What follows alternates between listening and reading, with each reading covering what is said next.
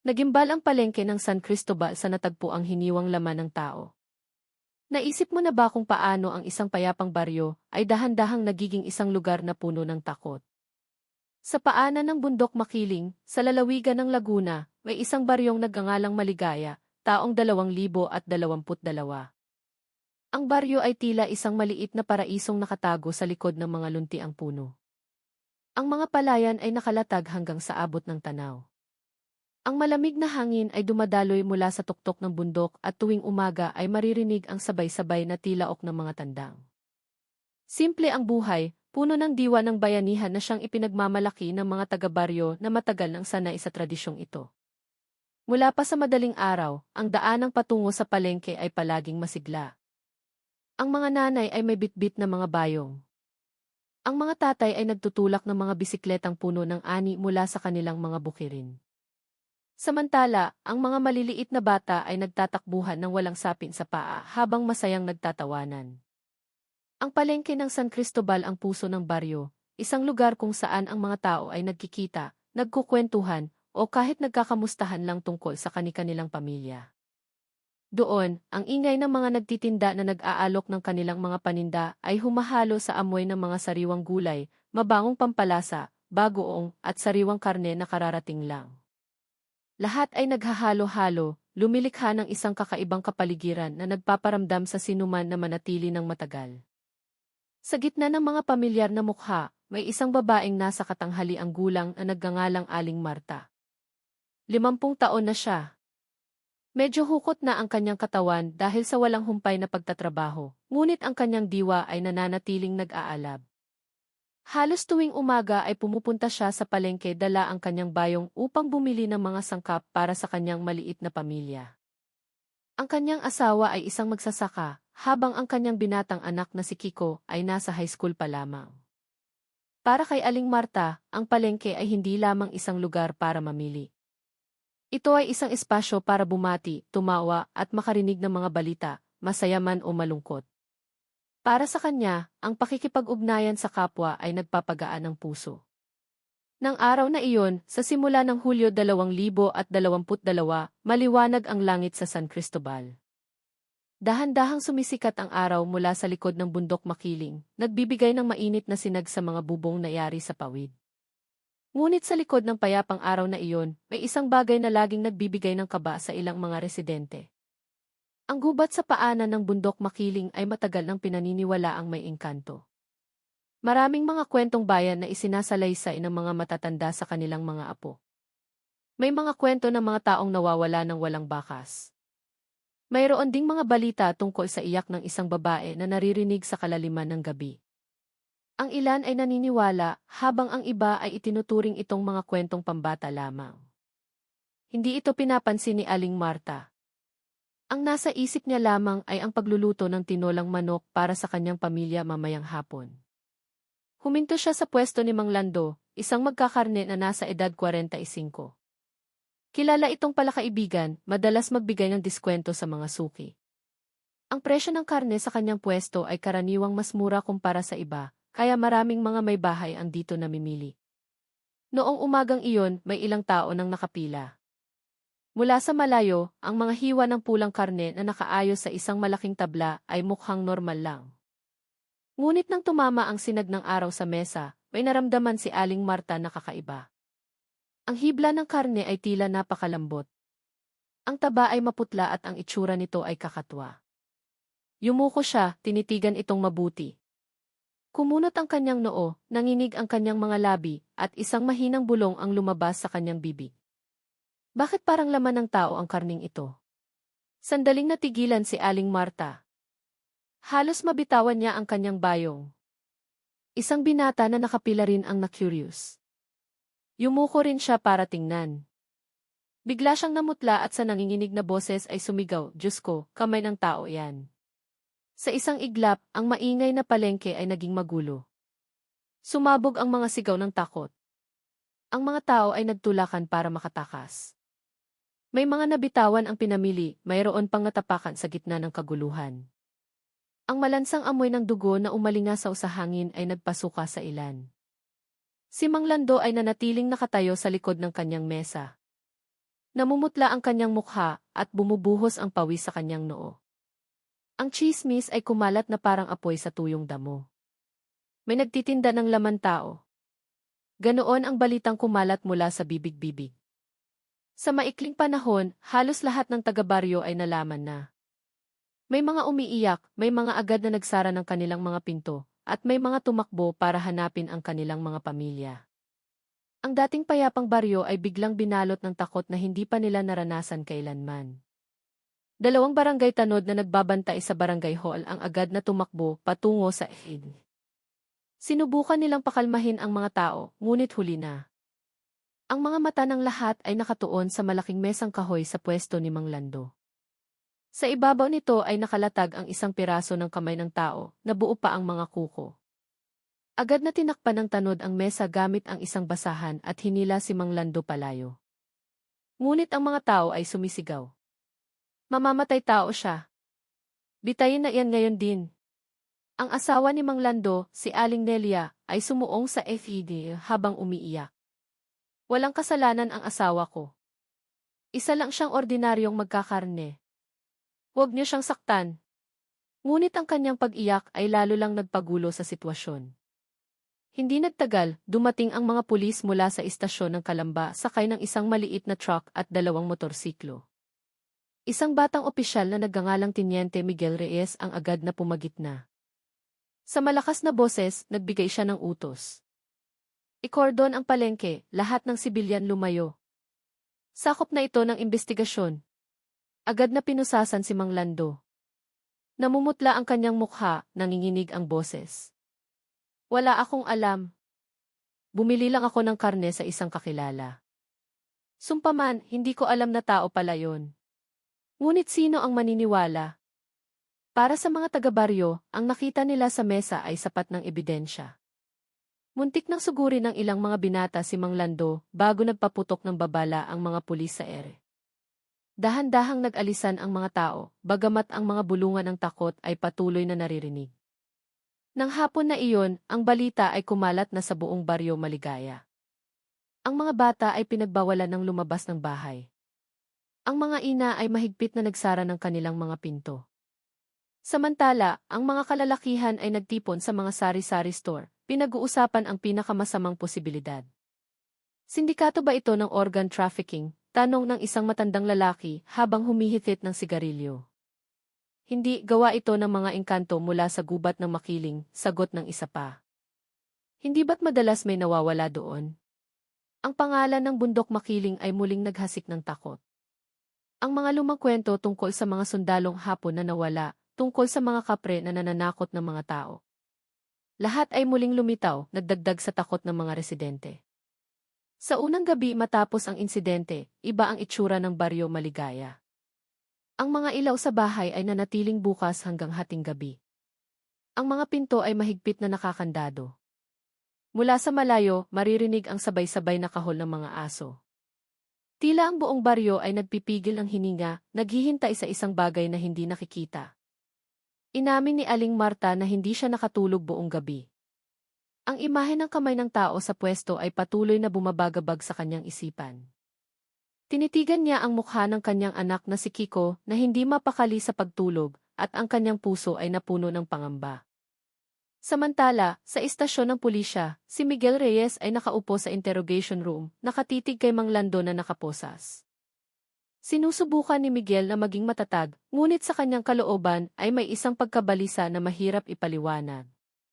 Ang piraso ng kamay sa mesa ay tila tumititig pabalik sa kanya. Alam niyang ang kasong ito ay hindi lamang isang pagkakamali ng isang magkakarne. May isang bagay na mas malaki, mas madilim na nagtatago sa likod ng gubat ng bundok makiling. At nang gabing iyon, nangako si Miguel sa kanyang sarili, anuman ang mangyari, kailangan niyang hanapin ang katotohanan, kahit na mga hulugan ito ng pagpasok ng mas malalim sa kadiliman. Naalala ni Miguel ang kanyang nobya na si Isabel na nawala sa gubat.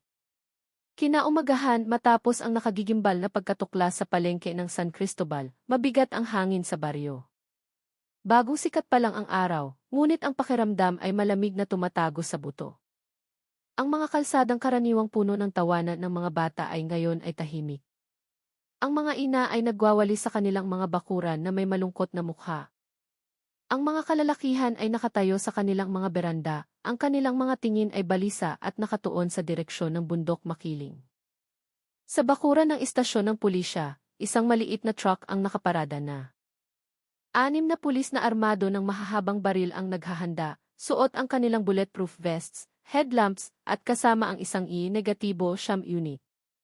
Ang batang tinyente na si Miguel Reyes ay nakatayo sa harap nila, seryosong nakatitig sa isang mapa ng lugar.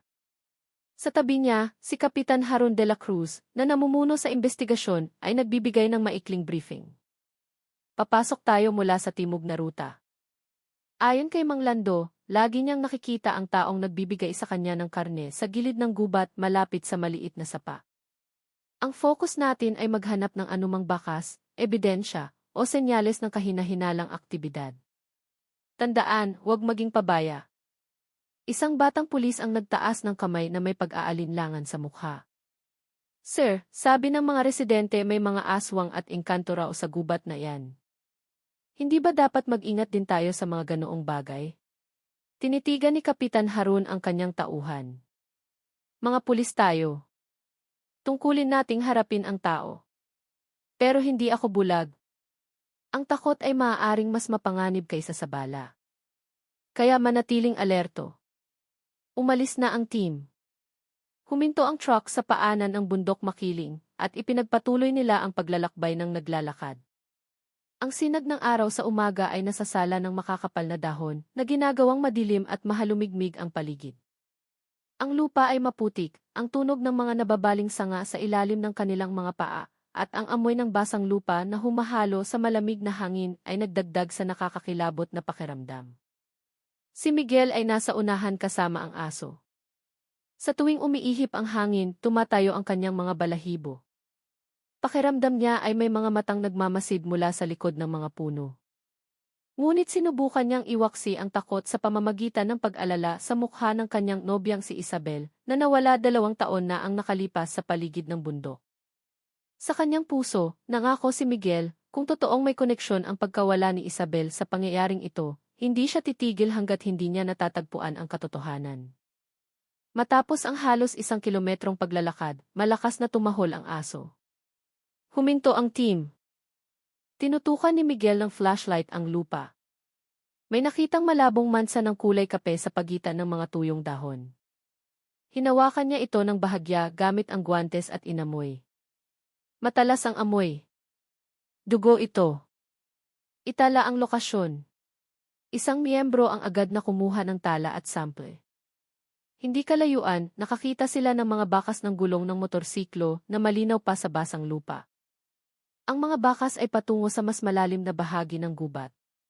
Dahan-dahang tumango si Kapitan Harun. Hindi nagsisinungaling si Mang Lando. May isang taong pumapasok at lumalabas sa gubat na ito na may dalang mabigat. Nagpatuloy ang paglalakbay ng may mas iba yung pag-iingat. Ang kapaligiran sa gubat ay lalong dumidilim. Kahit na tanghali pa, ang malalaking puno ay nakatayo ng siksikan na parang pader. Ang tunog ng mga ibon sa gubat ay kakaiba at paminsan-minsan ay may tunog ng nababaling sanga mula sa malayo. Lahat ng miyembro ng team ay nakaramdam na sila ay pinagmamasdan. Biglang itinuro ng isang miyembro ang lupa. Sir, tingnan niyo ito.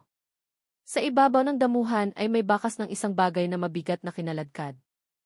Ang mahabang linya ay may halong lupa at madilim na mansa. Lahat ay natahimik. Lumitaw ang mga ligaw na imahinasyon. Bakas ba ito ng katawan ng tao na kinaladkad? Napalunok si Miguel at sinabing may kahinahunan, sundin natin ang bakas na ito, pero panatilihin ang pormasyon. Tinahak nila ang makitid na daan hanggang sa makarating sila sa isang bukas na lugar. Doon ay nakatayo ang isang sira-sirang kubo na yari sa kawayan at tuyong dahon. Halos gumuho na ang bubong nito. Sa paligid ay nagkalat ang mga bote ng plastik, mga lumang sako, at mga kagamitang kinakalawang na. Malakas na suminghot ang aso, tumayo ang kanyang mga balahibo. Ang kakaibang amoy ay lalong tumitindi. Natagpuan ang sira-sirang kubo, kasama sa talaan ng mga biktima ang pangalan ni Isabel. Lahat ng miyembro ay nagtaas ng kanilang mga armas. Sumigaw si Miguel ng malakas. Tao po. May tao ba sa loob? Walang sagot. Tanging ang tunog ng hangin na humahampas sa bubong na kawayan. Dalawang miyembro ang lumapit at sinipa ang marupok na pinto. Bumagsak ang pinto. Agad na sumingaw ang mabahong amoy. Halos masuka ang ilan. Sa loob, madilim. May isang maliit na mesang kahoy na may kalawang na itak na may madilim na mansa. Sa isang sulok ay may ilang malalaking sako. Isa rito ay punit na nagpapakita ng isang piraso ng damit pambabae na may tuyong mansa. Napakuyom ng kamao si Kapitan Harun. Diyos ko, hindi lang ito taguan, ito ay katayan. Naglakad si Miguel sa kabilang sulok. Nakakita siya ng isang lumang kwaderno. Ang mga pahina nito ay puno ng mga sulat kamay. Ang ilan ay nasa lumang alpabeto na mahirap basahin. Ngunit may malinaw na nakasulat, isang listahan ng mga pangalan, edad at petsa. Tatlo rito ay tumutugma sa mga ulat ng mga nawawalang tao sa baryo Maligaya nitong mga nakaraang buwan. Isang pangalan ang nagpatigil sa tibok ng puso ni Miguel. Isabel, edad 24. Nagdilim ang paningin ni Miguel, hirap siyang huminga.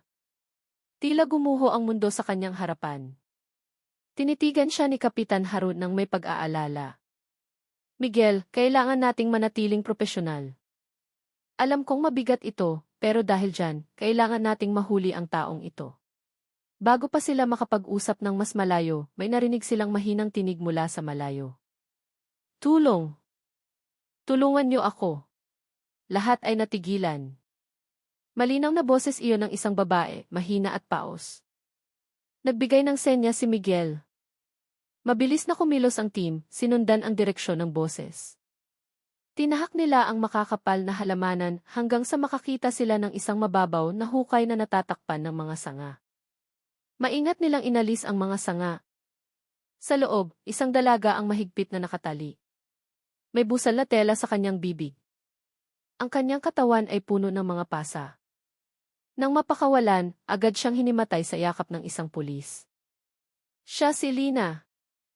Edad 23, taga-baryo Maligaya na naiulat na nawawala noong nakaraang buwan, sabi ng isang pulis na may nanginginig na boses. Mahinang bumulong si Miguel. Nasa tamang landas tayo. Ang taong hinahanap natin ay naririto. Agad nilang inilabas si Lina mula sa gubat. Ngunit bago umalis, lumingon si Miguel sa direksyon ng madilim na mga puno. Isang kakaibang pakiramdam ang bumalot sa kanya. Sigurado siyang mula sa likod ng kadiliman, may isang pares na mga mata na nagmamasid sa kanila, naghihintay ng tamang oras para magpakita. Nang gabing iyon, napagtanto ng lahat na ang paghahanap ay nagsisimula pa lamang. Kinahapunan matapos ang pagliligtas kay Lina, lalong tumindi ang tensyon sa baryo Maligaya. Ang balita tungkol sa dalagang natagpuan sa kalunos-lunos na kalagayan ay nagpatunay sa mga residente na may isang madilim na puwersa na nagtatago sa gubat ng bundok Makiling. Ipinagbawal na ang mga bata na lumabas ng bahay. Mahigpit na isinara ng mga ina ang kanilang mga pinto. Samantala, ang mga kalalakihan ay nagtipon sa mga tindahan na may malungkot na mukha. Sa istasyon ng pulisya, si Mang Lando ay nakaupo sa interrogation chair na nakaposas. Namumutla ang kanyang mukha at tumutulo ang pawis mula sa kanyang sentido. Mula pa kaninang umaga ay nakayuko siya, paminsan-minsan lang nag-aangat ng mukha kapag tinatanong. Si Teniente Miguel Reyes ay nakaupo sa kabilang panig ng mesa, matalim ang kanyang tingin. Kung totoo ngang wala kang kasalanan, sabihin mo kung sino ang nagbenta sa iyo ng karning iyon, sabi ni Miguel sa malalim na boses. Humikbi si Mang Lando, ang pangalan niya ay Rico. Gabi siya dumarating sa gilid ng gubat malapit sa sapa. Sabi niya, karne daw iyon ng baboy ramo. Hindi ko kailanman binuksan ang sako bago makarating sa bahay. Prangkang hindi ko alam. Ang pangalang iyon ay nagpatahimik kay Miguel. Sumikip ang kanyang dibdib na parang isang lumang pasanin ang muling bumalik. Rico. 2 taon na ang nakalipas. Lumitaw ang pangalang iyon kasabay ng pagkawala ni Isabel sa daan patungo sa bundok Makiling. Mula noon, hindi na nalutas ang kaso ng pagkawala ng kanyang nobya. Si Kapitan Harun, na nakatayo sa isang sulok ng silid, ay tumingin kay Miguel. Alam na alam niya ang kasaysayang bumabalot sa pangalang iyon. Lumapit si Harun at dahan-dahang tinapik ang balikat ni Miguel.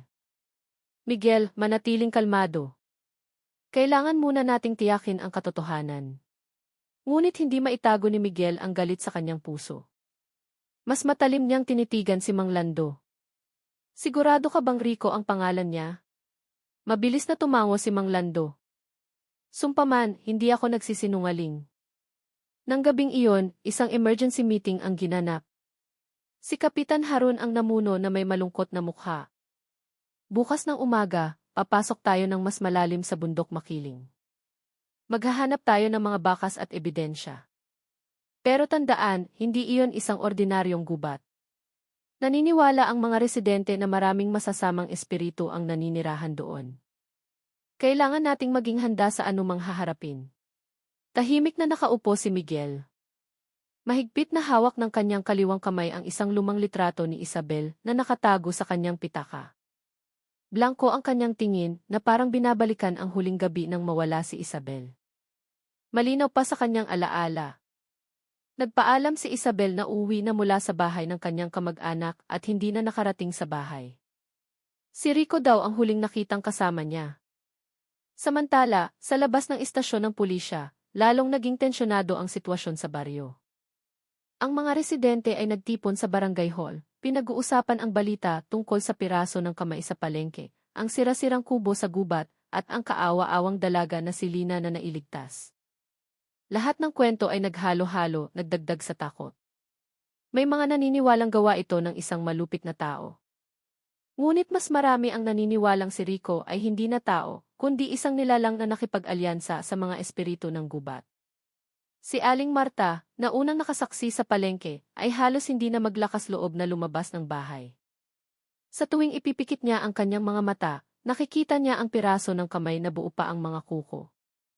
Ang kanyang anak na si Kiko ay nakaupo lang sa sulok ng silid na may malungkot na mukha. Nahihiya siya, nalilito at natatakot. Tiyak na lalayuan siya ng kanyang mga kaibigan sa paaralan dahil ang ama ng kanyang kaibigan ay inaakusahang sangkot sa isang nakakatakot na kaso. Sa kabilang banda, sa bahay ng kapitan ng barangay, si Kapitan Berto, sinisikap niyang pakalmahin ang mga residenteng humihingi ng paliwanag. Matigas ang kanyang boses, ngunit puno ng pag-aalinlangan. Ipaubaya na natin ang lahat sa mga pulis. Huwag tayong kumilos ng mag-isa. Ngunit hindi pa rin mapakali ang ilang residente. Naniniwala silang hindi kayang labanan ng mga pulis ang kapangyarihang sobrenatural na nagbabantay sa baryo. Mabilis na dumating ang gabi. Ang hangin mula sa bundok ay humihihip, nagdadala ng kakaibang tunog na parang may mga bulong na mahirap maintindihan. Maliwanag ang mga ilaw sa bahay ng mga residente, mahigpit na nakakandado ang mga pinto. Ang tunog ng mga dasal ay maririnig mula sa maliit na surau sa sulok ng baryo, umaalinggaw sa buong Maligaya. Sa loob ng makipot na silid sa istasyon ng pulisya, nakaupo si Miguel na nag-iisa. Bumalik ang kanyang alaala sa nakaraan. Nararamdaman pa rin niya ang ngiti ni Isabel, ang malambing niyang boses, at ang kanilang pangako na magpapakasal matapos siyang bumalik mula sa kanyang tungkulin. Rico. Ang pangalang iyon ngayon ay parang isang punyal na tumutusok sa kanyang puso. Hindi mapigilan ni Miguel na magtanong, totoo bang si Rico ang kumuha kay Isabel sa kanya? At kung totoo, para saan ang lahat ng ito? Pumasok si Kapitan Harun sa silid, tinitigan si Miguel na tila nawala ng pag-asa. Miguel, alam kong mabigat ito para sa iyo. Pero tandaan, hindi tayo dapat mahulog sa laro ng iba. Kung magpapabaya tayo, maaaring bumagsak sa kaguluhan ang baryong ito. Dahan-dahang tumango si Miguel.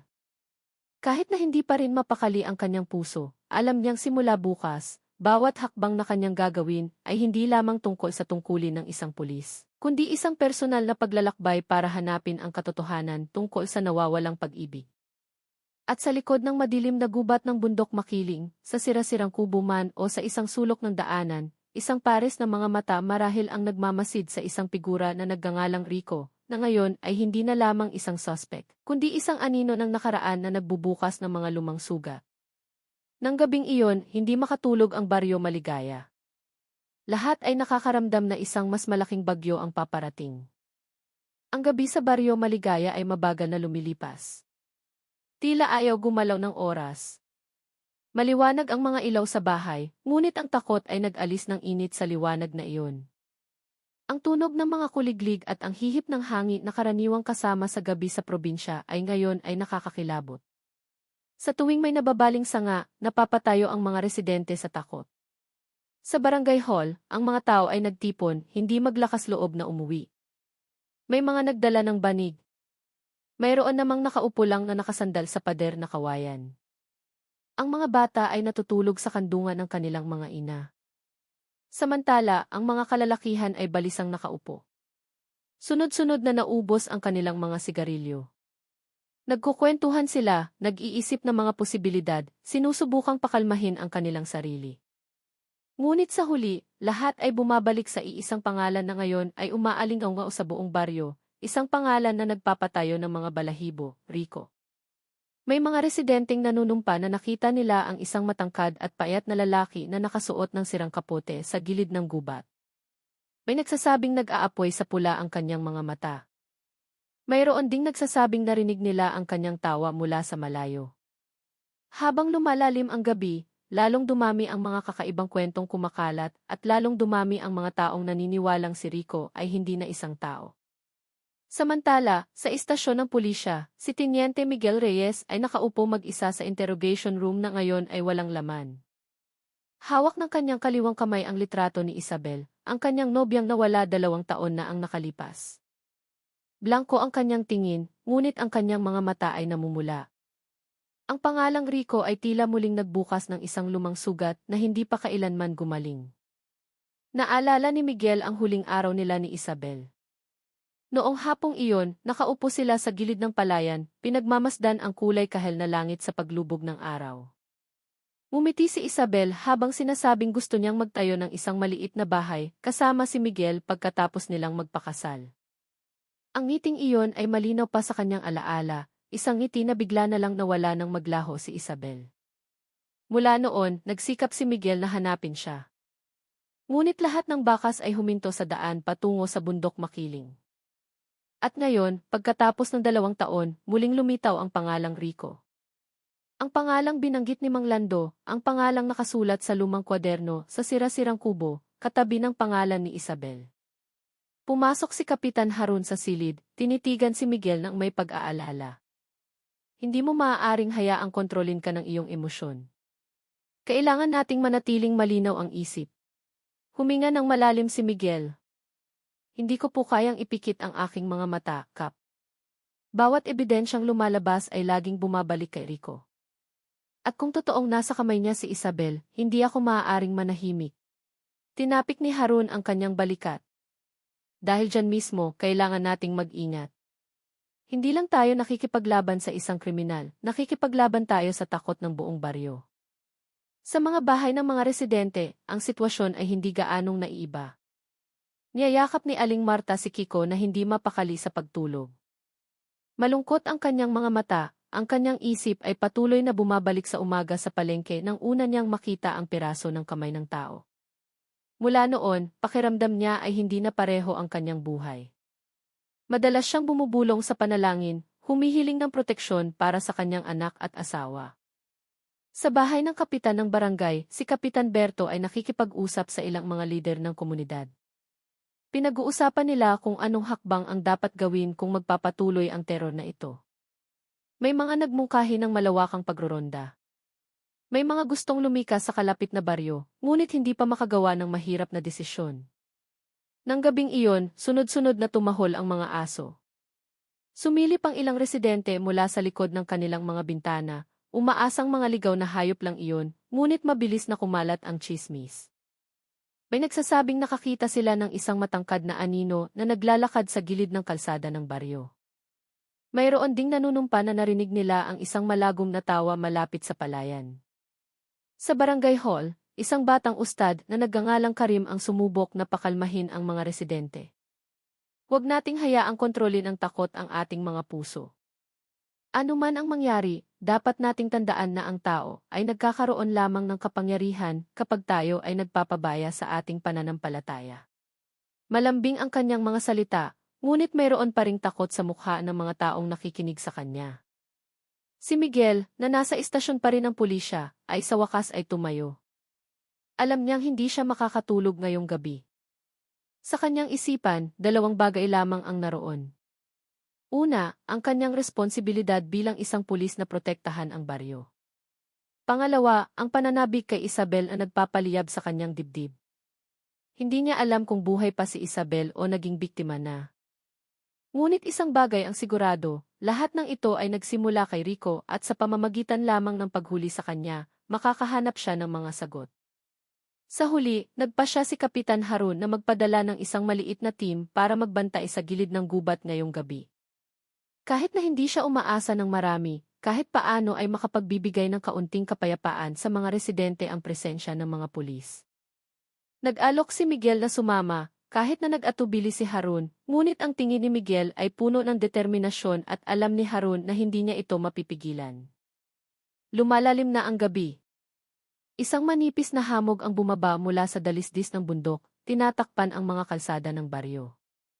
Mula sa malayo, ang tunog ng mga kawayang nagkikiskisan sa hangin ay nakakatakot.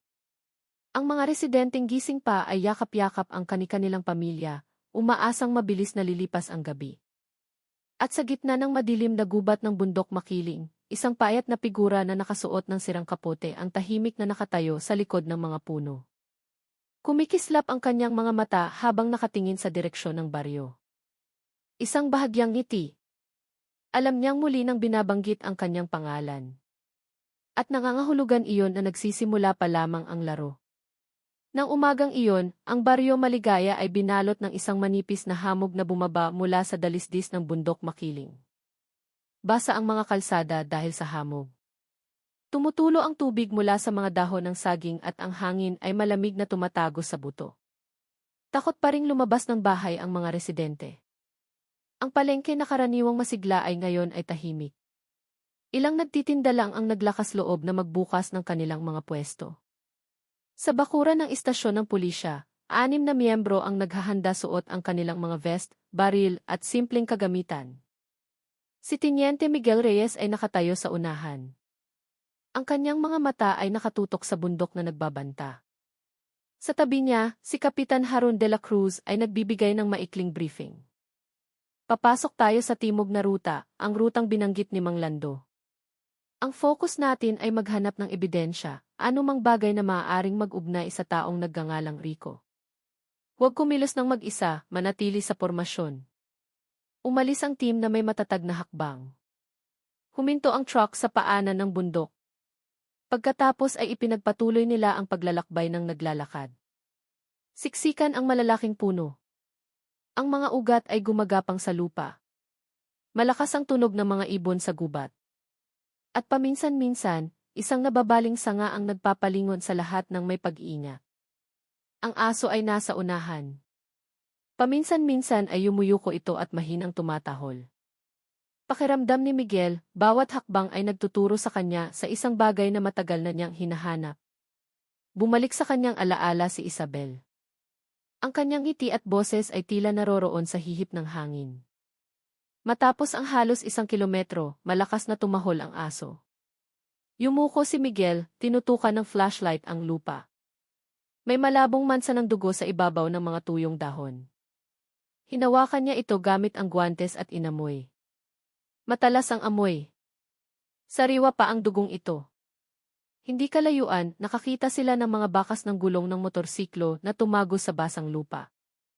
Ang mga bakas ay malinaw na patungo sa mas malalim na bahagi. Nagtala si Kapitan Harun, tumigas ang kanyang mga mata. May isang taong pumapasok at lumalabas sa gubat na ito. Nagpatuloy ang paglalakbay, lalong dumidilim ang paligid. Kahit na mataas na ang sikat ng araw, ang mga puno ay siksikan na parang pader na nagpapahirap sa pagpasok ng liwanag. Nagsimulang makaramdam ang mga miyembro ng team ng kakaibang lamig na para bang may nagmamasid sa kanila mula sa likod ng mga puno. Biglang itinuro ng isang miyembro ang lupa. Tingnan niyo ito. Doon ay may bakas ng isang bagay na mabigat na kinaladkad. Isang mahabang linya na may halong lupa at madilim na mansa. Naramdaman ni Miguel na bumilis ang tibok ng kanyang puso. Sa mahinang boses, sinabi niya, sundin natin ang daan na ito. Naglakad sila ng maingat, tinahak ang makitid na daan hanggang sa makarating sila sa isang bukas na lugar. Sa gitna nito ay nakatayo ang isang sira-sirang kubo na yari sa kawayan at tuyong dahon.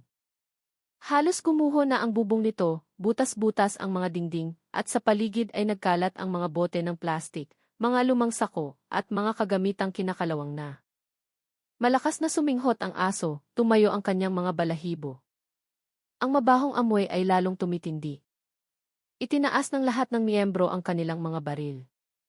Lumapit si Miguel at sumigaw ng malakas. Tao po. May tao ba sa loob? Walang sagot. Tanging ang tunog ng hangin na humahampas sa bubong na kawayan. Sinipa ng dalawang miyembro ang marupok na pinto. Bumagsak ang pinto. Agad na sumingaw ang mabahong amoy na halos magpasuka sa ilan. Sa loob, madilim. May isang maliit na mesang kahoy na may kalawang na itak na may madilim na mansa. Sa isang sulok ay may ilang malalaking sako. Isa rito ay punit na nagpapakita ng isang piraso ng damit pambabae na may tuyong mansa. Napakuyom ng kamao si Kapitan Harun. Diyos ko, hindi lang ito taguan. Ito ay katayan. Nilakad ni Miguel ang kabilang sulok. Ang kanyang mga mata ay napako sa isang lumang kwaderno na bahagyang basa. Maingat niyang binuksan ang mga pahina nito, puno ng mga sulat kamay. Ang ilan ay isinulat sa lumang alpabeto na mahirap basahin. Ang iba naman ay naglalaman ng listahan ng mga pangalan, edad at petsa. Isa-isang tiningnan ni Miguel ang tatlong pangalan na tumutugma sa mga ulat ng mga nawawalang tao sa baryo nitong mga nakaraang buwan. Pagkatapos ay huminto ang kanyang mga mata sa isang pangalan, Isabel. Edad 24. Tila huminto ang tibok ng puso ni Miguel. Hirap siyang huminga. Gumuho ang mundo sa kanyang harapan. Nanginginig ang kamay na hawak ang kwaderno. Ang mukha ni Isabel ay malinaw na lumitaw sa kanyang isipan. Ang kanyang tawa, ang kanyang malambing na ngiti, lahat ay bumalik. Tinitigan ni Kapitan Harun si Miguel na namumutla. Alam kong mabigat ito para sa iyo. Pero tandaan, hindi tayo dapat magpadala sa emosyon. Dahil mismo sa pangalang iyan, kailangan nating mahuli agad si Rico. Naggitngit ang mga ngipin ni Miguel. Nanginginig ang kanyang boses ngunit puno ng determinasyon. Hahanapin ko siya, Kap. Ano man ang mangyari, hahanapin ko siya. Biglang may narinig silang mahinang tinig mula sa malayo. Isang boses ng babae na mahina at paos, humihingi ng tulong. Lahat ng miyembro ay natigilan at nagkatinginan. Nagbigay ng senya si Miguel. Sundin ang boses na iyon. Mabilis silang kumilos, tinahak ang makakapal na halamanan. Matapos ang ilang minuto, nakakita sila ng isang mababaw na hukay na natatakpan ng mga sanga. Maingat nilang inalis ang mga ito. Sa loob, isang dalaga ang mahigpit na nakatali. May busal na tela sa kanyang bibig. Ang kanyang katawan ay puno ng mga pasa. Nang mapakawalan, hinimatay siya sa yakap ng isang pulis. Isang miyembro ang bumulong na may nanginginig na boses. Si Lina ito. Isang residente ng Maligaya na nawawala noong nakaraang buwan. Tinitigan ni Miguel ang namumutlang mukha ng dalaga. Mahina siyang bumulong. Nasa tamang landas tayo. Narito si Rico. Agad nilang inilabas si Lina mula sa gubat. Ngunit bago umalis, lumingon si Miguel sa madilim na mga puno. Isang kakaibang pakiramdam ang bumalot sa kanya. Sigurado siyang mula sa likod ng kadiliman, isang pares ng mga mata ang nagmamasid, naghihintay ng tamang oras para magpakita. At doon, napagtanto ni Miguel na nagsisimula pa lamang ang paghahanap. Dahan-dahang lumubog ang araw sa baryo Maligaya. Nagtago ang araw sa likod ng bundok makiling, nag-iwan ng kulay kahel na langit na malapit ng maging madilim. Mas malungkot ang kapaligiran ng baryo kaysa dati. Ang mga tao ay nagtipon sa barangay hall. Ang kanilang mga mukha ay balisa, ang kanilang mga boses ay puno ng bulungan. Ang takot ay gumapang na sa bawat sulok.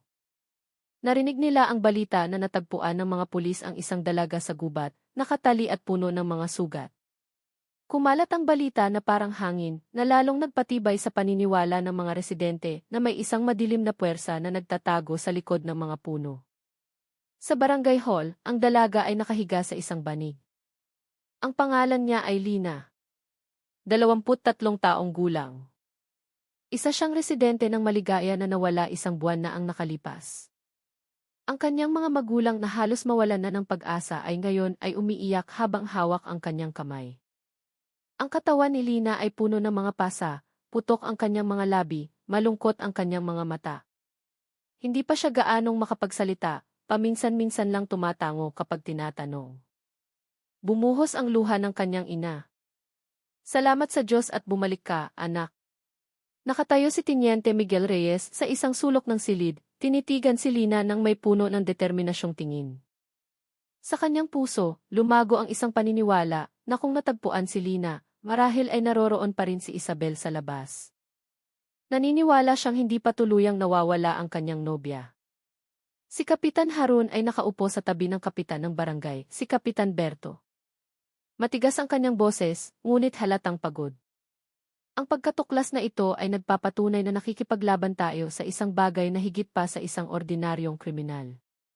Si Rico ay hindi lamang isang nagbebenta ng ipinagbabawal na karne. Siya ay isang kidnapper at posibleng isang serial killer. Huminga ng malalim si Kapitan Berto. Takot na ang mga residente. Nagsisimula na silang mawala ng tiwala sa seguridad ng baryo. Kailangan nating kumilos agad. Kung hindi, maaaring maubos ang mga tao sa baryong ito. Sa labas ng barangay hall, nagtipon ang mga residente. May mga nagpapasalamat dahil natagpuan si Lina. Mayroon ding lalong nataranta. Isang matandang lalaki ang nagsalita ng mahina habang nakatingin sa gubat. Sigurado akong hindi siya tao. Nakakapasok siya sa gubat at bigla na lang nawawala. Walang ordinaryong tao ang kayang gawin iyon. Agad na kumalat ang mga salitang iyon, nagdagdag sa tensyon. May mga ina rin na nagbubulungan na ang boses ni Lina na humihingi ng tulong ay parang boses ng isang ligaw na kaluluwa. Lahat ay naghalo-halo sa pagitan ng pasasalamat at takot. Dumating na ang gabi. Maliwanag ang mga ilaw sa barangay hall. Ilang kalalakihan ang nagbabantay sa labas. Si Miguel ay nakaupo hindi kalayuan sa kinalalagyan ni Lina. Pinagmamasdan niya ang bawat galaw nito. Paminsan-minsan ay nagigising ang dalaga. Ang kanyang mga mata ay puno ng luha. Nanginginig ang kanyang mga labi na parang may gustong sabihin, ngunit hindi magawa. Sa wakas, bago maghating gabi, nagsalita si Lina. Paos ang kanyang boses, halos parang bulong. Nakita ko siya. Lumapit si Miguel, lumuhod. Sino ang nakita mo? Lumunok si Lina. Isang matangkad at payat na lalaki. Nakasuot ng sirang kapote. Ang kanyang mga mata ay pula. Nakakatakot ang kanyang tawa. Tinawag niya ang sarili niyang Rico. Biglang natahimik ang silid. Lahat ng nakarinig ay kinilabutan. Muling umalingaw ang pangalang iyon. Mas naging totoo. Huminga ng malalim si Kapitan Harun. Malinaw na. Nasa labas nga siya. Muling humikbi si Lina. Narinig ko ang isa pang boses. May kasama siya. Malamig ang boses niya. Pero hindi ko nakita ang mukha. Naramdaman ni Miguel na bumilis ang tibok ng kanyang puso. Iba pang boses. Ibig sabihin, hindi nag-iisa si Rico. Napagod si Lina. Muli siyang pumikit. Tinakpan siya ng kanyang ina ng isang manipis na tela, habang mas mahigpit na binabantayan ng mga pulis ang paligid ng barangay hall. Sa labas, lalong lumamig ang hangin. Ang hangin mula sa bundok ay nagdala ng isang mahinang tunog, parang isang tawa na umaalingaw sa pagitan ng mga puno. Ang mga residenteng nagbabantay ay nagkatinginan na may namumutlang mukha. Lumabas si Miguel, tumayo at tinitigan ang madilim na gubat. Naramdaman niya ang isang tingin mula sa malayo. Na para bang may mga matang sumusunod sa bawat galaw niya. Mahigpit na hawak ng kanyang kaliwang kamay ang litrato ni Isabel. Bumulong siya ng mahina. Isabel, hintayin mo ako. Lumapit sa kanya si Kapitan Harun. Miguel, kailangan nating magplano ng maayos. Alam kong nakatali ang puso mo sa kasong ito. Pero huwag mong hayaang bulagin ka ng emosyon. Lumingon si Miguel, matalim ang kanyang mga mata. Dahil mismo kay Isabel, hindi ako aatras. Kung nasa labas si Rico, hahanapin ko siya. Nang gabing iyon, halos hindi nakatulog ang mga taga-Maligaya. Ang mga bata ay nakayakap sa kandungan ng kanilang mga magulang. Walang tigil ang mga panalangin buong gabi. Ang barangay hall ang naging huling tanggulan, isang lugar kung saan lahat ay nagtipon para maghanap ng seguridad. Ngunit sa likod ng lahat ng iyon, may isang mapait na katotohanan. Ang pagkatuklas kay Lina ay hindi ang katapusan ng teror, kundi isang senyales na nagsisimula pa lamang ang laro. At sa gubat ng bundok makiling, sa likod ng makapal na hamog, isang payat na figura na nakasuot ng sirang kapote ang tahimik na nakatayo. Mahina ang kanyang tawa, nag-aapoy ang kanyang mga mata. Alam niyang nabanggit na ang kanyang pangalan. Alam niyang naghihintay ang kanyang kalaban. Ngunit, iyon mismo ang gusto niya. Nagsisimula pa lamang ang laro at ang baryo Maligaya ay isang maliit na entablado lamang ng isang mas malaki at mas madilim na plano. Ang mga sumunod na araw matapos matagpuan si Lina ay hindi nagdala ng kapayapaan sa mga taga-Maligaya. Sa halip, lalong gumapang ang takot sa bawat sulok ng baryo. Tahimik ang palengke, hindi na sinasaka ang mga bukirin, hindi na pinapayagang lumabas ng bahay ang mga bata. Tila ang baryo na karaniwang puno ng tawanan ay naging isang tahimik na lugar na naghihintay sa isang pagsabog. Tuwing gabi, pinipili ng mga residente na magtipon sa barangay hall.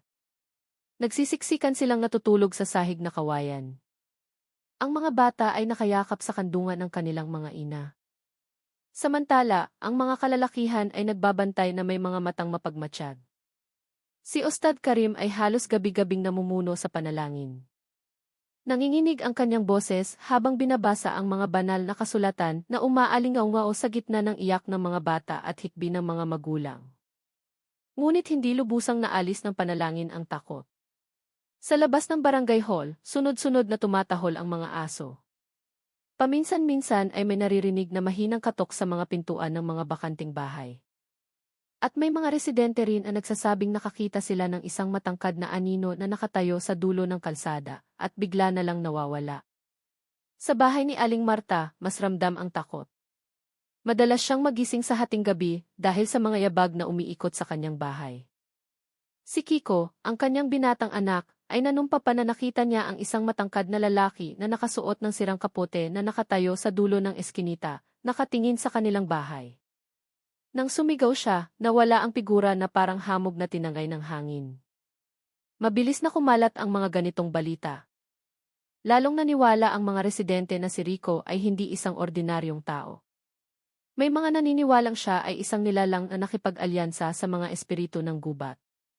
Mayroon ding nagbubulungan na ipinagbili na niya ang kanyang kaluluwa, kaya hindi siya mapapatay ng ordinaryong armas. Sa istasyon ng pulisya, lalong tumindi ang tensyon. Ilang mga batang miyembro ang nagsimulang manghina. May mga humiling na mailipat. Mayroon ding nagsasabing nananaginip sila ng masama tuwing gabi, nakikita si Rico na nakatayo sa dulo ng kanilang kama. Sinubukan silang pakalmahin ni Kapitan Harun. Mga pulis tayo. Tungkulin nating protektahan ang mga residente. Ano man ang mangyari, hindi tayo dapat umatras. Matigas ang kanyang boses, ngunit halatang pagod na rin ang kanyang mukha. Si Teniente Miguel Reyes ay tahimik na nakaupo sa isang sulok ng silid. Namumula ang kanyang mga mata dahil sa kakulangan sa tulog. Sa tuwing ipipikit niya ang kanyang mga mata, nakikita niya ang mukha ni Isabel. Minsan, pakiramdam niya ay naririnig niya ang kanyang boses mula sa malayo, mahinang tinatawag ang kanyang pangalan. Hindi niya alam kung totoo iyon o laro lang ng kanyang isip. Ngunit isang bagay ang sigurado, naniniwala siyang buhay pa si Isabel. Isang gabi, naglakas loob si Miguel na magpatrolya mag-isa sa gilid ng gubat. Malamig ang hangin, gumagalaw ang mga sanga, at malagom ang tunog ng mga ibon sa gabi. Dahan-dahan siyang naglakad, tanging maliit na flashlight ang kasama. Bigla, may narinig siyang isang mahinang tunog. Isang boses ng babae na mahinang binabanggit ang kanyang pangalan. Miguel. Nanigas ang katawan ni Miguel. Kilalang-kilala niya ang boses na iyon. Boses ni Isabel. Pinigil ni Miguel ang kanyang hininga. Hinanap ng kanyang mga mata ang paligid. Isabel, nandyan ka ba? Muling narinig ang boses. Sa pagkakataong ito, mas malayo sa loob ng gubat. Naglakad si Miguel kahit na malakas ang kabog ng kanyang dibdib. Ngunit nang makarating siya sa isang maliit at madilim na lugar na wala ang boses. Tanging mga anino ng puno ang naroon. At doon, mula sa likod ng kadiliman, lumitaw ang isang matangkad at payat na figura na nakasuot ng sirang kapote. Ang kanyang mga mata ay kumikislap sa pula. Malagom ang kanyang tawa na tumutusok sa tainga. Itinuro niya si Miguel na ang may mabagal na galaw. Itinaas ni Miguel ang kanyang baril. Nanginginig ang kanyang mga kamay. Nasaan si Isabel? Sabihin mo sa akin. Tanging tawa ang isinagot ng figura bago tumakbo sa pagitan ng mga puno. Hinabol siya ni Miguel ng buong lakas, ngunit napahinto siya nang makita ang isang maliit na alampay na nakasabit sa isang mababang sanga ng puno. Asul ang alampay, marumi, basa at kilalang-kilala niya. Pag-aari iyon ni Isabel. Kinuha niya ito na may nanginginig na kamay. Halos tumulo ang kanyang luha. Buhay pa si Isabel. Ngunit sa malayo, muling narinig ang tawa. Mahaba at malagom na parang nang aasar. Mahigpit na hinawakan ni Miguel ang alampay. Alam niya ang isang bagay, hindi pa tapos ang laro. Samantala, sa barangay hall, muling nagkagulo ang mga residente. Ilang mga binata na sumubok magronda ay bumalik na namumutla ang mga mukha. Sinasabi nilang nakita nila si Rico na nakatayo sa isang taniman ng kamoteng kahoy. Ang kanyang mga mata ay nag-aapoy sa pula, payat ang kanyang katawan, nakakatakot ang kanyang boses. Sinubukan ni Kapitan Berto na pakalmahin ang mga residente, ngunit lalong naging magulo ang sitwasyon. May mga gustong lumipat, may mga gustong lumaban. Ngunit walang sinuman ang talagang naglakas loob na pumasok sa gubat. Nang gabing iyon, ang Baryo Maligaya ay tila isang ghost town na kinubkob ng takot.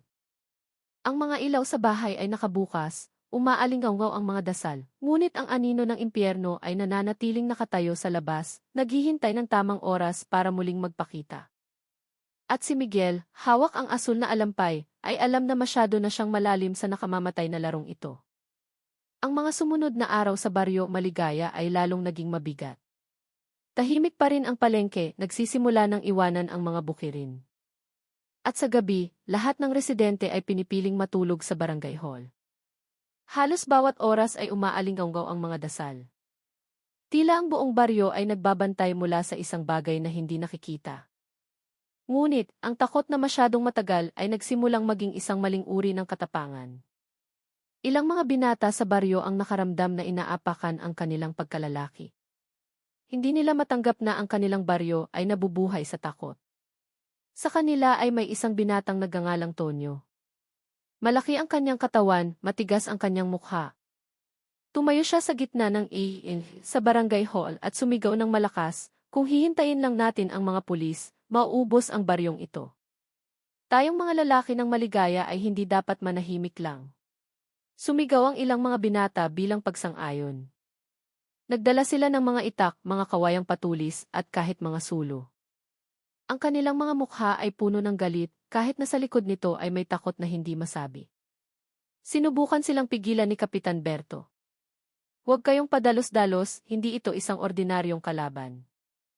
Iniimbestigahan na ng mga pulis, ipaubaya na natin sa kanila. Ngunit, sumagot si Tonyo ng malakas. Kung maghihintay tayo hanggang kailan? Hindi na naglalakas loob lumabas ng bahay ang ating mga anak. Hindi na sinasaka ang mga bukirin, walang laman ang palengke. Kung totoo siyang tao, kaya natin siyang labanan. Uminit ang sitwasyon. Nahati ang mga residente sa pagitan ng mga gustong lumaban at mga gustong manatili. Sa huli, si Kapitan Harun ang namagitan. Tumayo siya sa harap ng ANF. Tense ang kanyang mukha. Naiintindihan ko ang galit niyo. Pero ang pagpasok sa gubat ng walang paghahanda ay katumbas ng pagpapakamatay. Maniwala kayo, mayroon na kaming plano. Ngunit hindi sapat ang kanyang mga salita para pawiin ang galit. Nang gabing iyon, isang grupo ng mga binata ang naglakas loob na pumasok sa gubat dala ang kanilang mga sulo. Sumisigaw sila, tinatawag ang pangalan ni Rico, hinahamon siyang lumabas. Ang kanilang mga boses ay umalingaw sa pagitan ng mga puno, sinira ang katahimikan ng gabi. hindi nagtagal may narinig na mga sigaw. Nahulog ang mga sulo. Ilang mga binata ang tumakbo pabalik sa baryo na namumutla ang mga mukha. Ang ilan ay hinimatay sa gitna ng daan. Nandoon siya, sigaw ng isa habang humihikbi. Nag-aapoy ang kanyang mga mata. Nakatayo siya sa harap namin. Nagkagulo ang mga residenteng nakarinig ng balita. Marami ang umiyak. Ang ilan ay naghisterya, may mga sumisigaw na ikandado ng mahigpit ang barangay hall. Lalo pang naging magulo ang sitwasyon. Si Miguel, na nasa istasyon ng pulisya, ay agad na tumakbo patungo sa barangay hall. Sinubukan niyang pakalmahin ang mga tao. Kalma lang lahat, bumalik sa inyong mga bahay o manatili sa barangay hall. Huwag kayong magpadala sa galit. Ngunit, mahirap pakalmahin ang daan-daang tao na kinokontrol na ng takot. Isang ina ang sumigaw ng malakas. Ikandado ang barangay hall ngayon din. Ang kanyang boses ay lalong nagpagulo sa FED. Sa huli, inutusan ni Kapitan Harun ang kanyang mga tauhan na magbantay sa paligid ng barangay hall. Kung hahayaan natin sila, maaaring maging riot ito, sabi niya na may tense na mukha. Nang gabing iyon, ang Maligaya ay talagang parang isang ghost town na kinubkob ng takot. Ang mga residente ay nagtipon sa gitna ng tensyon. Umiiyak ang mga bata. Walang tigil ang mga dasal. Si Miguel ay nakaupo sa beranda ng barangay hall, tinitigan ang madilim na gubat na may mga matang puno ng galit. Mahigpit niyang hawak ang asul na alampay ni Isabel. Sa kanyang puso, bumulong siya, kung totoong ang buhay ka pa, hahanapin kita. Ngunit alam din niyang habang mas malalim silang pumapasok sa larong ito, mas malaki ang posibilidad na masira ang baryo bago pa malaman ang katotohanan. At sa likod ng madilim na gubat, isang paayat na figura na nakasuot ng sirang kapote ang tahimik na nakatayo. Ang kanyang mga mata ay kumikislap sa pula. Mumiti siya ng bahagya, ninanamnam ang takot na bumabalot sa baryo. Para sa kanya, ang takot ng mga residente ay ang panggatong na nagpapahaba sa gabi. Kinaumagahan matapos ang magulong gabi, malungkot ang baryo Maligaya. Nakabitin pa rin ang hamog, tinatakpan ang mga inabandonang palayan. Ang mga tao ay naglalakad na may mga mukhang pagod. Ang ilan ay abala sa paghahanda ng kanilang mga gamit para pansamantalang lumipat sa kalapit na baryo. Puno pa rin ang barangay hall. Nagtatakbuhan ang mga bata sa loob. Samantala, ang mga ina ay nakaupo na nag-iisip, blanko ang kanilang mga mata. Sa isang sari-sari store, ang usapan ng mga residente ay puno ng kawalan ng pag-asa. Isang lalaking nasa katanghaliang gulang ang nagsalita ng mahina, kung hindi mahuhuli ng mga pulis si Rico, kailangan na nating iwanan ang baryong ito. Walang saysay na manatili. Umiling ang iba, mas malakas ang boses. Kung lahat aalis, sino ang magbabantay sa ating mga bahay at bukirin? Hindi tayo dapat basta-basta sumuko. Ang debate na iyon ay sumasalamin sa pusong hati-hati ng mga residente. May mga gustong lumaban, may mga gustong umalis, at mayroon ding mga sumusuko na lang. Samantala, sa istasyon ng pulisya, tense din ang sitwasyon. Ilang mga batang miyembro ang nagsimulang manghina. May mga nagbubulungan na gustong mailipat. Mayroon ding nagsasabing hindi na nila kayang magbantay sa gabi. Malakas na pinalo ni Kapitan Harun ang mesa hanggang sa natahimik ang silid. Tama na. Nakikipaglaban tayo sa isang tusong kalaban, hindi isang multo. Alalahanin niyo ang ating sinumpaang tungkulin. Kung aatras tayo ngayon, sino ang magpoprotekta sa mga residente? Ngunit, hindi lubusang naalis ng kanyang mga salita ang takot. Si Miguel, na nakaupo sa dulo ng mesa, ay sa wakas ay nagsalita. Hindi siya titigil hanggat hindi niya nararamdaman na nanalo na siya. Dahil dyan, kailangan nating ilabas siya sa kanyang pinagtataguan. Lahat ng mata ay napunta kay Miguel. Tumingin siya ng diretsyo. Namumula ang kanyang mga mata, ngunit puno ng determinasyon. Handa akong maging pain. Gusto niya akong hamunin. Hayaan niyo akong ilabas siya.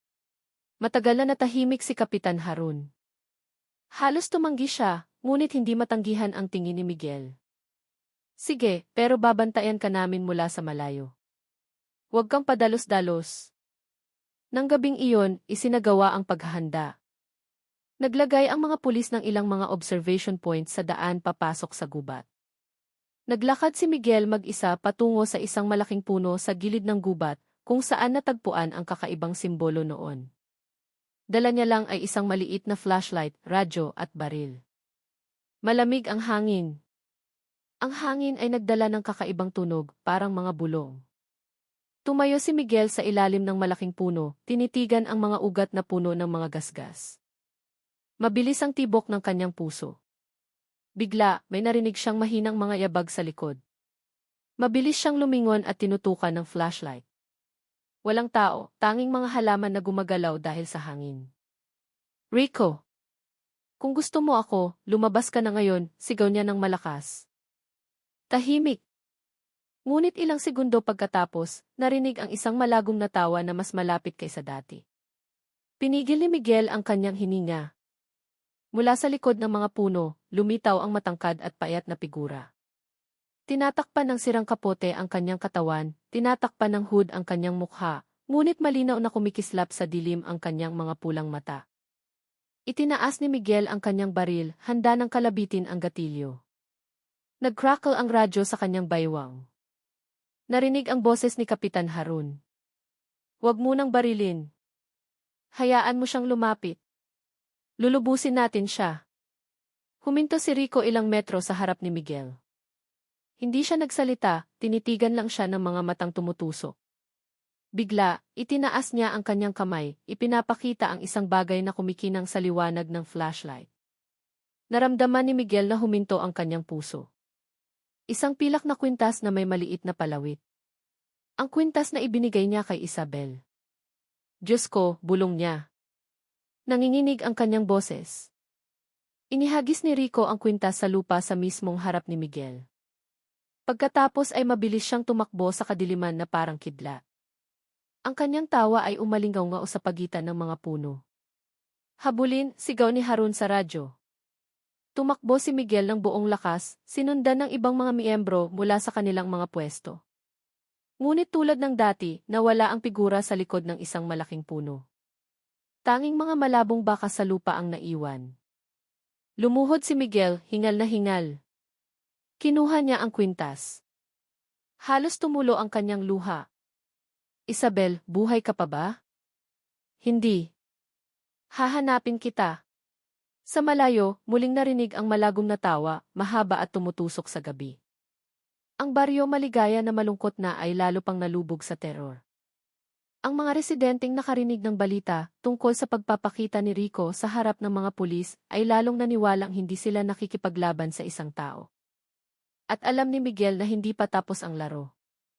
Ang pilak na kwintas sa kanyang kamay ay hindi lamang isang ebidensya, kundi isang imbitasyon para lumakad ng mas malalim sa kadiliman. Ang mga araw matapos ang pagpapakita ni Rico sa harap ni Miguel ay lalong nagpalubog sa baryo maligaya sa teror. Mas mahaba ang mga gabi. Ang mga ilaw sa bahay ay nakabukas hanggang umaga. Ang mga bata ay nakayakap sa kanilang mga magulang. Walang tigil ang mga dasal. Ngunit kahit na may mga dasal at mas mahigpit na pagbabantay, hindi pa rin nawala ang takot. Bawat tunog ng nababaling sanga ay nagpapalingon sa mga tao sa takot. Bawat tahol ng aso ay itinuturing na masamang pangitain. Kahit ang hihip ng hangin sa mga kawayan ay parang nakakatakot na bulong. Sa bahay ni Aling Marta, may 3 misteryosong katok sa pintuan. Nang maglakas loob siyang buksan, walang tao. Tanging isang itim na manok na nakasabit sa bakod na may itim na tela sa paa.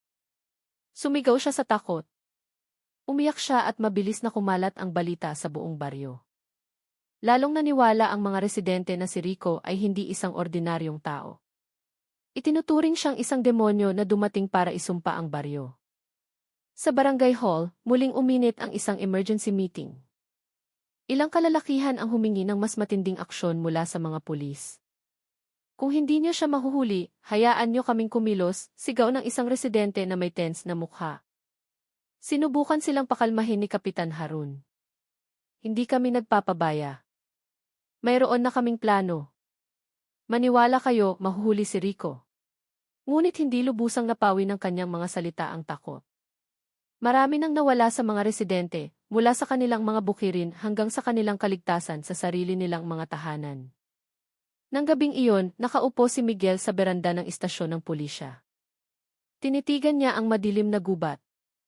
Ang pilak na kwintas ni Isabel. Mahigpit pa rin itong nakatago sa kanyang bulsa. Sa tuwing hinahawakan niya ito, sumisikip ang kanyang dibdib sa pagitan ng pag-asa at takot. Lumapit ang kanyang kasamang si Brip Turendi, dala ang 2 baso ng kape. Kuya, wag mong masyadong pahirapan ang sarili mo. Lahat tayo gustong matagpuan si Isabel. Tinanggap ni Miguel ang kape at mapait na ngumiti. Hindi mo naiintindihan, Randy.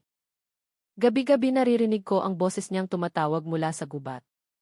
Hindi ko alam kung totoo iyon o laro lang ni Rico. Natahimik si Randy, hindi alam ang sasabihin. Tanging ang tunog ng mga kuliglig ang pumuno sa katahimikan ng gabi. Ilang gabi pagkatapos, lalong naging matapang ang teror. Isang kulungan ng kambing ng isang residente ang natagpuang sira. Nawala ang mga hayop nito ng walang bakas. Sa lupa, may mga kakaibang malalaking bakas ng paa, mas mahaba kaysa sa paa ng tao. Nataranta ang mga residente. May mga naniniwalang may mga kasamang engkanto si Rico. Hindi pa humuhupa ang takot, biglang nawala ng kuryente ang ilang bahagi ng baryo. Binalot ng dilim. Tanging mga lampara ang nagsilbing ilaw. At sa gitna ng dilim, umalingaw ang isang malagong na tawa mula sa iba't ibang direksyon. Naghisterya ang mga bata sa iyak. Malakas na nagdasal ang mga matatanda. Sinubukan ng mga pulis na pakalmahin ang mga residente sa pamamagitan ng pagpapagana ng generator sa barangay hall. Ngunit nanatiling tensyonado ang sitwasyon. Maraming pamilya ang piniling matulog ng siksikan sa barangay hall, hindi na naglakas loob na bumalik sa kanilang mga tahanan. Lalong naniwala si Miguel na lahat ng terror na ito ay paraan lamang ni Rico para ilihis ang atensyon. Sinasadya niyang takutin ang baryo para malaya siyang makagalaw. Isang gabi, habang abala ang lahat sa pagbabantay, may narinig si Miguel na isang mahinang tunog mula sa direksyon ng gubat. Isang boses ng babae na mahinang tumatawag sa kanyang pangalan. Miguel. Naglakad siya ng walang pag-aalinlangan, tinahak ang makakapal na halamanan dala ang isang maliit na flashlight. Mabilis ang kanyang hininga, malakas ang kabog ng kanyang dibdib. Sa gilid ng isang maliit na sapa, nawala ang boses. Tanging ang lagaslas ng tubig at mga anino ng puno ang naroon. Tumayo si Miguel, hingal na hingal, sinusubukang maghanap ng anumang senyales. Pagkatapos ay napansin niya ang isang bagay na nakasabit sa ugat ng isang puno, isang puting panyo na may maliit na borda ng bulaklak sa dulo. Kinuha niya ito na may nanginginig na kamay. Tumulo ang kanyang luha. Kilala niya ang bagay na iyon. Pag-aari iyon ni Isabel. Isang maliit na regalo na ibinigay niya ng may buong pagmamahal. Mahigpit na hinawakan ni Miguel ang panyo. Buhay pa si Isabel. Sigurado ako. Bumalik siya sa baryo dala ang ebidensya. Nakita siya ni Kapitan Harun. Kumunot ang kanyang noo. Ano iyan? Ipinakita ni Miguel ang marumi at basang panyo. Pag-aari ito ni Isabel. Sigurado akong buhay pa siya. Matagalan na tahimik si Harun. Kung totoo iyan, mas komplikado ang sitwasyon kaysa sa inaakala natin. Maaaring hindi nag-iisa si Rico. Ang mga salitang iyon ay nagpatayo ng mga balahibo ni Miguel. Kung may isa pang utak sa likod ng lahat ng ito, sino ang sapat na matapang at malupit para makipagsabuatan kay Rico? Nang gabing iyon, nakaupo si Miguel mag-isa sa beranda, hawak ang puting panyo na ngayon ay parang nagdadala ng 1,000 tanong. Isang bagay ang sigurado, hindi pa tapos ang laro at kasama si Isabel dito. Samantala, sa loob ng gubat, 2 anino ang magkatabing nakatayo. Ang payat na figura na nakasuot ng sirang kapote at isa pang maliit na figura na nakabalabal. Isang malamig na boses ang narinig. Nagsisimula na siyang maghinala. Mahinang tumawa si Rico. Hayaan mo siya. Habang mas hinahanap niya, mas lalo siyang mahuhulog sa patibong. Lalong dumilim ang gabi at ang nakamamatay na laro ay pumasok na sa susunod na yugto. Ang mga araw matapos matagpuan ang puting panyo ay lalong nagpabalisa kay Miguel. Halos hindi siya natutulog. Namumula ang kanyang mga mata, namumutla ang kanyang mukha. Gabi-gabi siyang nakaupo sa beranda ng barangay hall, tinitigan ang gubat na may mga matang puno ng pananabik at determinasyon. Palagi niyang hawak ang panyo. Tila ito ang nagiging bigkis ng pag-asa na naroroon pa rin si Isabel sa labas. Ngunit para sa mga taga-baryo maligaya, hindi sapat ang pag-asang iyon. Lalong nawawalan sila ng pasensya. Isang hapon, isang grupo ng mga residente ang pumunta sa pansamantalang istasyon ng pulisya. Isang lalaking nasa katanghaliang gulang ang nagsalita ng malakas. Nawala na sa amin ang aming mga bukirin, mga bahay at kahit mga pamilya. Kung hindi mapipigilan ng mga pulis si Rico, hayaan niyo kaming kumilos. Sumigaw ang ANS bilang pagsang-ayon. May mga nagdala ng mga itak, mga kawayang patulis, at kahit mga tradisyonal na pana. Ang kanilang mga mukha ay puno ng galit na maihalong takot. Tumayo si Kapitan Harun sa harap. Sinubukan niyang maging matatag. Huwag kayong padalos-dalos. Iyon ang gusto ni Rico. Gusto niyang magalit kayo, magulo, at kumilos ng walang plano. Kung papasok kayo sa gubat ng walang paghahanda, magiging biktima lang kayo. Ngunit, hindi madaling pakalmahin ang mga residente. Isa pang binata ang sumigaw, hanggang kailan kami maghihintay? Takot na ang mga bata tuwing gabi. Hindi na sinasaka ang mga bukirin, walang laman ang palengke, sira na ang buhay namin. Lalong uminit ang sitwasyon. May mga nagtaas ng kanilang mga armas na parang handa ng kumilos ng gabing iyon din. Nang makita ang kritikal na sitwasyon, lumapit si Miguel.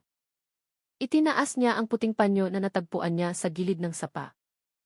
Makinig kayo sa akin, pag-aari ito ni Isabel, ang aking nobya. Natagpuan ko ito sa gubat. Patunay iyon na buhay pa siya. Biglang natahimik ang ANE. Lahat ng mata ay napunta sa sirang panyo na hawak ni Miguel.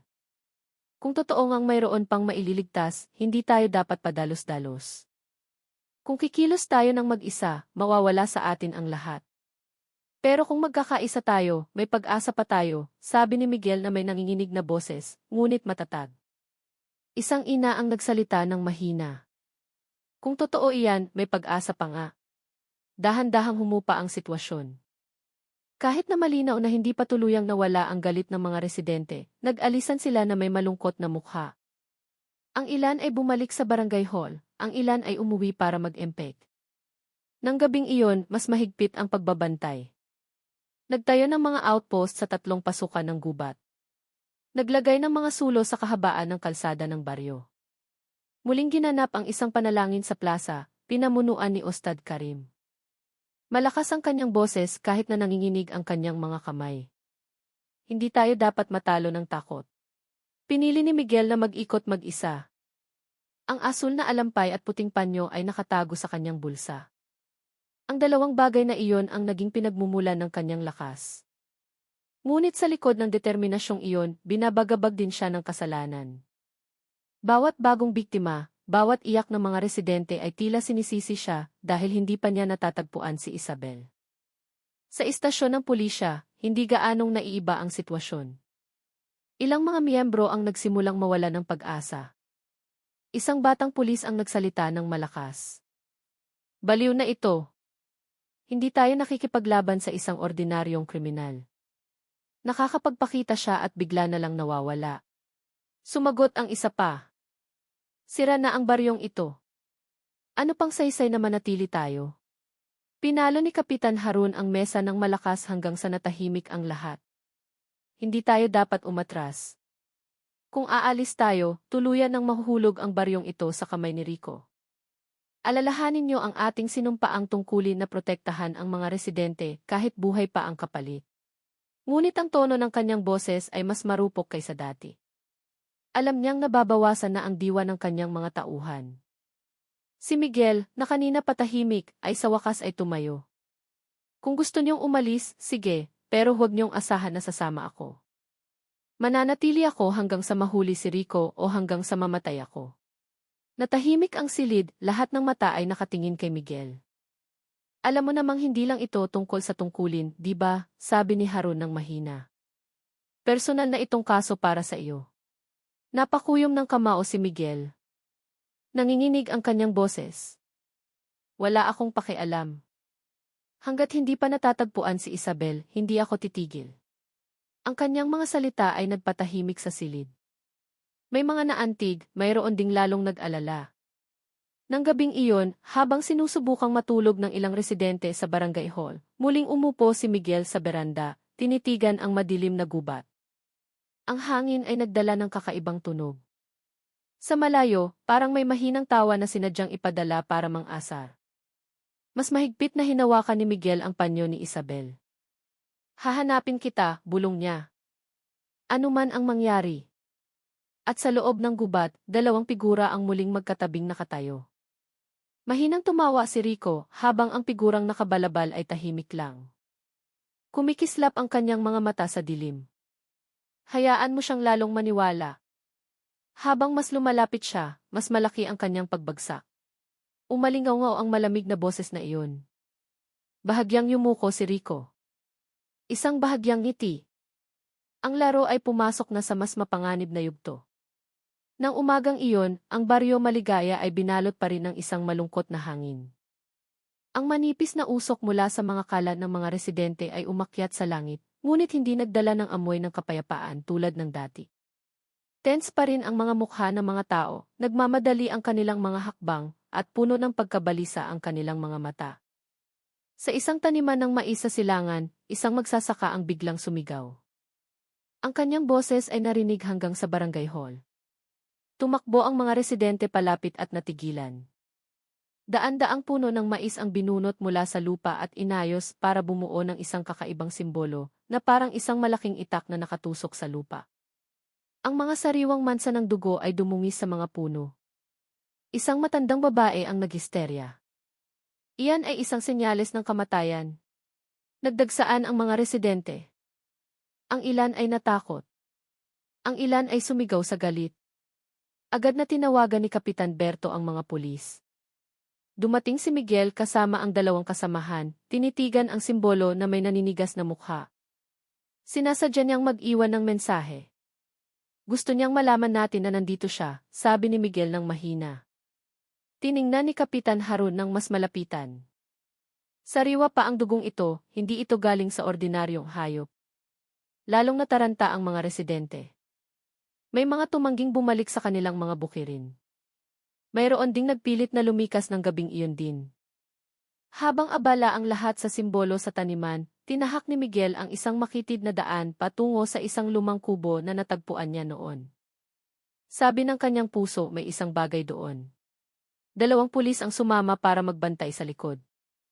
Ang kubo ay mukhang mas nakakatakot kaysa dati. Ang pinto nitong kawayan ay nakakandado ng isang kalawang na kadena. Puno ng mga malabong guhit ang mga dingding nito. Lumapit si Miguel at tinutukan ng flashlight. Nanlaki ang kanyang mga mata. May isang bagong simbolo ng itak na inukit ng magaspang gamit ang sariwang dugo. Kinilabutan ang isang miyembro. Sir, hindi ito nagkataon lang. Hinawakan ni Miguel ang ukit. Sumikip ang kanyang dibdib. Alam niyang babalik tayo dito. Gusto niyang mag-iwan ng mensahe. Nang paalis na sila, napansin ni Miguel ang isang tumpok ng dayami sa sulok ng kubo. Maingat niyang inalis ito at natagpuan ang isang bagay na bahagyang nasunog, isang maliit at lumang kwaderno na may mga nasunog na pahina. Dahan-dahan niyang binuksan ito. Puno ng sulat kamay ang mga pahina. Ang ilan ay nasira, ngunit sa mga natira ay may isang pangungusap na nagpatayo ng mga balahibo. Kung malalaman niya ang lihim na ito, matatapos ang lahat. Huwag siyang hayaang makalabas. Lumunok si Miguel. Sino ang tinutukoy na siya at anong lihim ang dapat itago? Si Kapitan Harun, na sumuri rin sa kwaderno, ay kumunot ang noo. Hindi lang ito isang talaan, may mga code, may mga babala. Mahigpit na hinawakan ni Miguel ang kwaderno. Kailangan kong hanapin ang sagot. Nang gabing iyon, muling nagtipon ang mga residente sa barangay hall. Muling umalingaw ang mga dasal. Ngunit, namumutla pa rin ang mga mukha. Narinig nila ang balita tungkol sa simbolo sa taniman at ang lihim na kwaderno na natagpuan. Kumalat ang tsismis. May nagsasabing patunay iyon ng pakikipag-alyansa sa demonyo. Mayroon ding naniniwalang ang baryo ay isinumpa. Umiiyak ang mga bata, nagtatalo ang mga matatanda. May mga gustong lumipat ng gabing iyon din. Tumayo si Miguel sa beranda, tinitigan ang madilim na gubat. Hawak niya ang panyo ni Isabel sa isang kamay at ang maliit na kwaderno sa kabilang kamay. Alam niyang hindi nagkataon ang dalawang bagay na ito. Lahat ng ito ay mga piraso ng isang puzzle na nagtuturo sa kanya sa isang bagay na mas malaki. Lumapit si Brip to Randy na may pag-aalala. Kuya, sigurado kang hindi ito isang patibong. Lumingon si Miguel, puno ng determinasyon ang kanyang mga mata. Kung patibong man ito, papasok pa rin ako dahil sa likod ng lahat ng ito ay si Isabel. Sa malayo, biglang narinig ang isang mahinang tunog ng kulintang mula sa gubat. Mahina ang tunog, ngunit malinaw. Tila tinutugtog ng isang hindi nakikitang kamay. Nataranta ang mga residenteng nakarinig nito. Iyan ay isang senyales ng kamatayan ulit, sigaw ng isang matandang babae. Hinawakan ni Miguel ang kanyang baril. Hindi, senyales iyan na gusto nilang dumating tayo. Matagal na tinitigan ni Kapitan Harun si Miguel. Kailangan nating mag-ingat. Malapit na tayo. Pero iyon mismo ang pinakamapanganib. Tumango si Miguel. Ang kanyang mga mata ay nanatiling nakatutok sa gubat. Ano man ang naghihintay sa likod ng mga puno, handa siyang lumakad. Dahil bawat bakas, bawat simbolo, at bawat tunog ay nagtuturo sa kanya na mas malapit kay Isabel. At sa loob ng gubat, dalawang figura ang muling magkatabing nakatayo.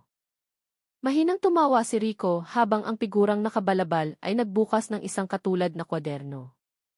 Malamig ang kanyang boses, halos walang emosyon. Natagpuan na niya ang unang bahagi. Malapit na niyang malaman. Pero pagdating ng oras na iyon, huli na ang lahat. Umisi lang si Rico. Nag-aapoy ang kanyang mga mata, lalong dumilim ang gabi at lalong lumalim ang laro. Nang gabing iyon, ang mahinang tunog ng kulintang mula sa gubat ay muling nagpagimbal sa buong baryo Maligaya. Ang tunog ng mga gong ay mahina ngunit malinaw. Tila tinutugtog mula sa loob ng kadiliman.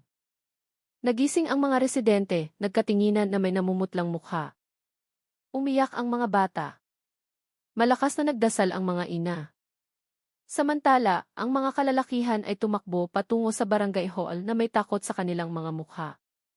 Sa gitna ng kaguluhan, matatag na tumayo si Miguel, nakatingin sa gubat. Ang tunog ng kulintang na ito ay hindi lamang isang terror. Sigurado siyang may isang bagay na nakatago sa likod ng tunog na iyon. Agad na tinipon ni Kapitan Harun ang isang maliit na team. Hindi tayo maaaring manahimik lang. Kailangan nating hanapin ang pinagmumulan ng tunog na iyon ngayong gabi rin. Mabilis na tumango si Miguel. Sasama ako. Kumilos sila, tinahak ang daanan. Mga sulo at flashlight ang nagsilbing ilaw. Habang lumalapit, lalong lumilinaw ang tunog ng kulintang. Tila may isang kakaibang pagdiriwang sa gitna ng gubat. Bumilis ang hininga ng mga miyembro. Tumayo ang kanilang mga balahibo. Nang makarating sila sa isang maliit na bukas na lugar, natigilan sila. Doon, isang set ng mga lumang kulintang ang maayos na nakalagay. Kahit na walang sinumang nakikitang tumutugtog, patuloy pa rin ang tunog. Ang mga metal na bahagi ay nanginginig na parang hinahawakan ng mga hindi nakikitang kamay. Isang miyembro ang umatras na may namumutlang mukha. Sir, hindi ito kapanipaniwala. Pinigil ni Miguel ang kanyang hininga at lumapit. Tinitigan niya ang paligid.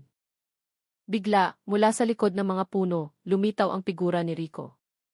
Sira-sira ang kanyang kapote, nag-aapoy sa pula ang kanyang mga mata. Isang malagong na tawa ang narinig na tumutusok sa tainga. Talagang matapang kayong pumunta dito, sabi niya sa paos na boses. Magaling. Hinihintay ko kayo. Itinaas ng mga pulis ang kanilang mga baril. Huwag kang gumalaw, sigaw ni Harun. Ngunit mahabang tumawa lang si Rico. Akala niyo ba mahuli niyo ako gamit ang mga baril? Pumasok na kayo sa patibong. Bigla, narinig ang mga sigaw mula sa direksyon ng baryo. Mataas na umakyat ang apoy sa langit. Nagtakbuhan ang mga residente sa takot. Umalingaw-ngaw ang mga sigaw na humihingi ng tulong. Mabilis na napagtanto ni Harun. Ito ay isang diversion. Gusto niya tayong ilayo sa baryo. Lumingon si Miguel. Namumutla ang kanyang mukha. Isabel, bulong niya ng mahina bago tumakbo ng buong bilis pabalik sa baryo. Sa barangay hall, magulo ang sitwasyon. Ilang mga bahay sa gilid ng baryo ang nasusunog. Sumisigaw ang mga residente. Ang ilan ay sinusubukang apulahin ang apoy gamit ang mga timba. Ang ilan ay umiiyak lang. Tumulong si Miguel at ilang mga pulis na ilikas ang mga batang natrap. Binalot ng usok ang kanyang katawan, bahagyang nasunog ang kanyang mga kamay. Ngunit wala siyang pakialam. Bawat sigaw ay lalong nagpapasikip sa kanyang dibdib. Naapula ang apoy bago mag-umaga. Ngunit, 2 bahay ang natupok at isang residente ang namatay na natrap sa loob. Lalong nalubog sa kalungkutan ang baryo. Isang lalaki ang sumigaw na may mukhang puno ng galit. Gawa ito ni Rico. Gusto niya tayong mamatay lahat. Umiyak ang ibang mga residente. Ang ilan ay hinimatay dahil sa pagkabigla. Si Miguel ay nakaupo sa beranda ng barangay hall, hawak ang panyo ni Isabel. Blanko ang kanyang mga mata, puno ng kasalanan ang kanyang puso. Kung mas mabilis lang ako, hindi sana nangyari ito. Tinapik ni Randy ang kanyang balikat. Kuya, wag mong sisihin ang sarili mo. Malupit talaga si Rico. Pinaglalaruan niya tayong lahat. Lumingon si Miguel, matalim ang kanyang mga mata. Dahil dyan mismo, kailangan ko siyang hanapin. Si Isabel ang susi sa lahat ng ito. Hanggat hindi pa siya natatagpuan, patuloy tayong paglalaruan ni Rico. Tumayo si Kapitan Harun malapit sa kanila. Malungkot ang kanyang mukha. Ang sunog ngayong gabi ay hindi lamang isang teror. Gusto niyang sirain ang baryo ng paunti-unti. Napakuyom ng kamao si Miguel. Hindi. Hindi lang ito laro ni Rico. May isang tao sa likod ng lahat ng ito. Narinig ko ang boses niya noon, malamig, puno ng pagkalkula. Tinitigan siya ni Harun ng mabuti. Kung totoo ngang may utak sa likod nito, mas malaki ang kinakaharap natin kaysa sa inaakala.